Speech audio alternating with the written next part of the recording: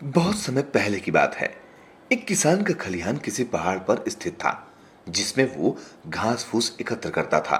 लेकिन हर गर्मियों में सेंट जॉन की शाम के दूसरे दिन उसे पता चलता कि खलिहान में रखा घास फूस किसी ने खा लिया है और थोड़ा सा ही घास फूस उसके जानवरों के लिए बचा है।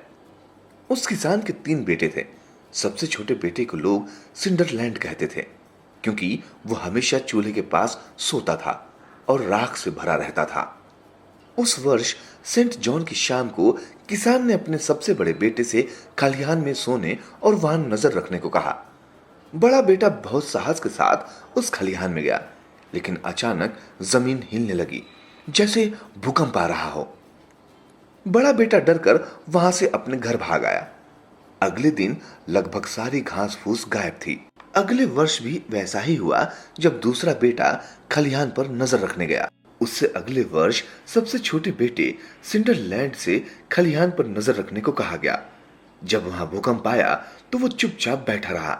जब भूकंप रुक गया तो उसने एक घोड़े द्वारा फूस चबाने की आवाज सुनी। तब सिंडरलैंड ने लालटेन की रोशनी में देखा कि वहां एक बड़ा सा घोड़ा है, जिस पर तांबे का कवच सूट है। उसने घोड़े को छिपा दिया और घर लौट आया। सिंडरलैंड ने अपने भाइयों को बताया कि डरने की कोई बात नहीं है। उस वर्ष किसान की फूस बच गई। अगले वर्ष सिंडरलैंड को चांदी के कवच के साथ और उससे अगले वर्ष सोने के कवच के साथ घोड़ा मिला। उसने दोनों घोड़े छिपा दिए और खलिहान की फूस बचा ली। यह देखकर सिंडरलैंड के दोनों बड़े भाई बहुत क्रोधित हुए और उससे ईर्ष्या करने लगे। एक दिन वहां के राजा ने यह घोषणा करवाई कि जो युवक शीशे के पहाड़ पर चढ़कर उसकी बेटी तक पहुंचेगा और उसे 3 सुनहरे सेब लेकर आएगा, उसके साथ राजकुमारी का विवाह कर दिया जाएगा।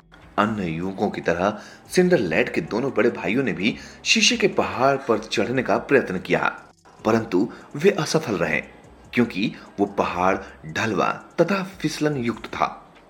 एक दिन सिंडरलैंड तांबे का कवच पहनकर 1/3 पहाड़ पर चढ़ा। राजकुमारी ने एक सुनहरा सेब फेंका। अगले दिन वो चांदी का कवच पहनकर 2/3 पहाड़ पर चढ़ा और राजकुमारी ने दूसरा सेब फेंका। तीसरे दिन वो सोने का कवच पहनकर शीशे के पहाड़ पर पहुंच गया और तीसरा सेब भी प्राप्त कर लिया।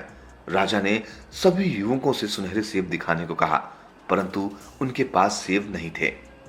किसी को यह भी नहीं मालूम था कि कौन शूरवीर तांबे, चांदी और सोने का कवच पहनकर आया था।